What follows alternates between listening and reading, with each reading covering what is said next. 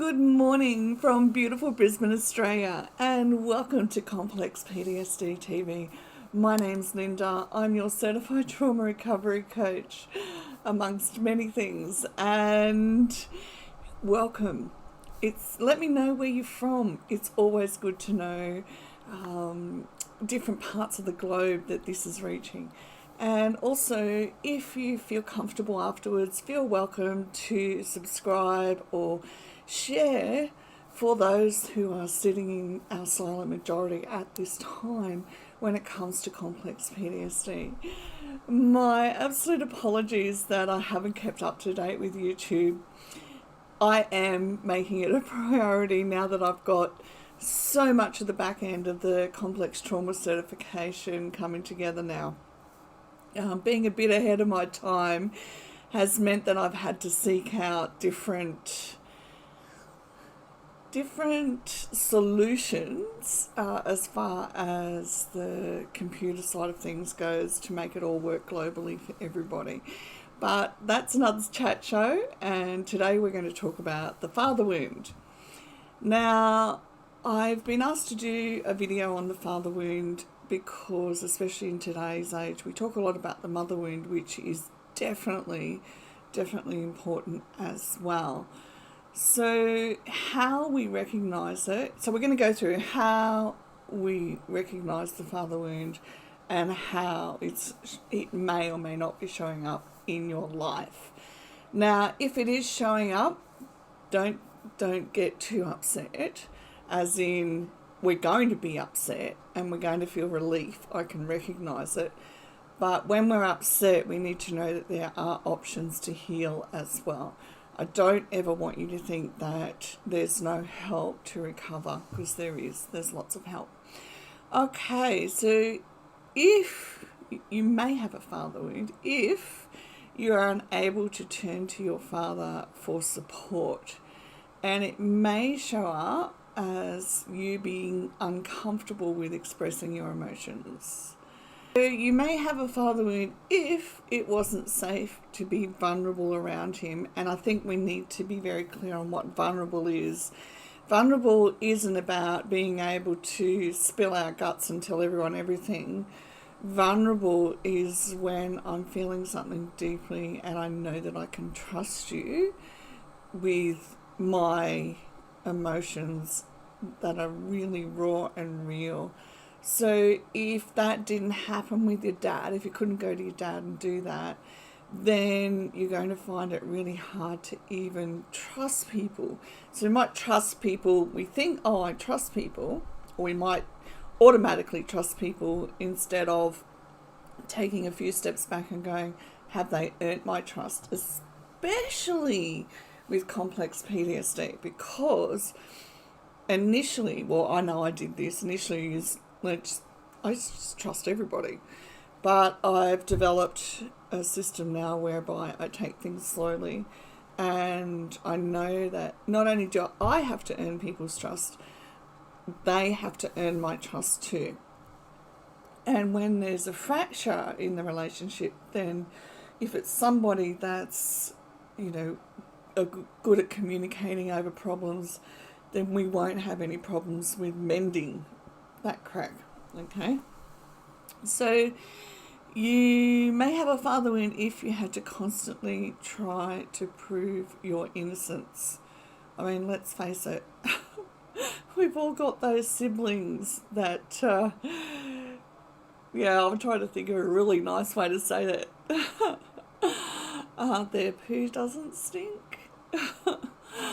And yet we would always get caught out. Okay, so you may have a lot of feelings in adulthood of guilt or shame, but what will stop you doing is being able to have the confidence to step out and take risks in life. Now, I mean calculated risks. I don't mean complex trauma risks where we just go off and don't think about things. Calculated risks are when we're able to go, okay, this is what I want to do. I may not have all the answers yet, but I know that as I plan it out, it'll become a calculated risk. Okay, so if your dad refuses to repair your relationship after conflict, it may show up in your life that you actually have a level of, I don't want to communicate about this, or especially with complex trauma, it's, I actually don't know how to communicate about this because we haven't learnt. So communication and talking are two totally different things. Talking, we're just going to sit and have a chat about it. But communicating, we're going to sit down and really get into the nuts and bolts and actually come to a place where we can resolve how we need to go forward in a manner that suits both of us as adults. Okay? You may have a father wound if he lacked interest in your life and wasn't present. So as an adult, you may feel that you really want to show up for your kids or show up for, the young people in your life. It doesn't have to be your own kids. And yet you still find it hard to be in touch with having fun within yourself. So you become more mature at a younger age and you take a lot of responsibility. Okay.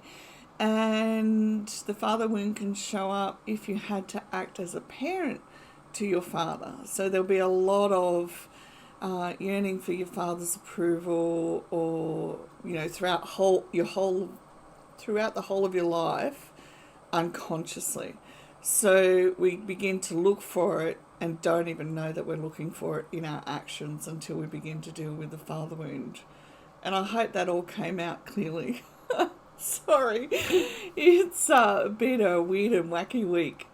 Okay, you may have a father wound if you had to excessively try to earn your worth. So look at it from the perspective that when you're growing up, you tried to earn his worth, like tried to earn his approval, which gave you your worth. Then we have to look at it from the complex trauma side. Are you trying to be perfect? And if I'm trying to be perfect, am I doing that in the hope that I will get noticed? So that's that area that you can look into with the father wound. The father wound can show up if he was highly critical and compared you to others, and that might turn up as people pleasing. Also, if he only showed love when you did or achieved something, it'll turn up as people pleasing. So pretty much the same kind of thing. He was highly critical and compared you to others. We just did that. He was angry or possessive around your independence. Okay, so then we need to sit back and ask, am I exhibiting codependence in my day-to-day life? Okay, now with codependence, there's a whole lot of different areas that you can look at with that as well. You may have a father wound if there was a desire to be seen as strong and never weak. So it's like your dad raised you with the mentality of man up. Okay? And that is so unhealthy. Like, it doesn't allow for you to even know what you're feeling. In that area, you had to push everything down just to put on the image that you were strong enough. And what we need to be able to do is move into a space where we feel good enough just being who we are, okay? And even if we are achievers, we still want to feel good enough with who we are, because I know I still set the bar high because of things that happen, but I don't beat myself up about it. It's like this is the bar I want, and I'm okay with however long it takes to get there. I'm not giving myself a hard time anymore because I haven't got there in a hurry or it hasn't happened overnight. And trust me, I used to be like that. I used to be in a hurry and I used to want it overnight because that was part of the trauma response to try and keep me safe and have me believing that I could control all the moving pieces in my life. Okay.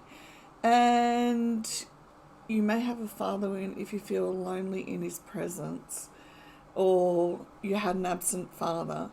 And so it's going to be difficult to develop emotional connections, and you will I say will because I can't see any other way around it. If you've got complex PTSD, that there will be abandonment issues to work through.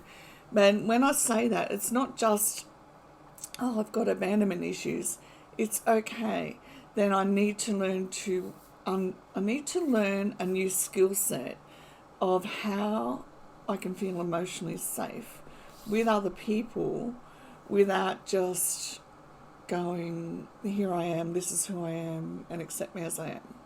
We have to learn social skill sets that we didn't learn in childhood, and that's vital for us. Absolutely vital that we learn these social skill sets, which we didn't even know we had to learn. And trust me, it's a bit of a learning challenge, but I know that we can do it. Okay, thanks for tuning in. Let me know if you have any videos you need, and thank you for watching. Hit like and subscribe, hit share for all those suffering in the world that still need help, because next year, on January the 1st, the IDC 11, it's a global World Health Organization, makes complex PTSD an actual diagnostic criteria. So we need more and more information out in the world as quickly as possible to help everybody who stands in need. Bye for now.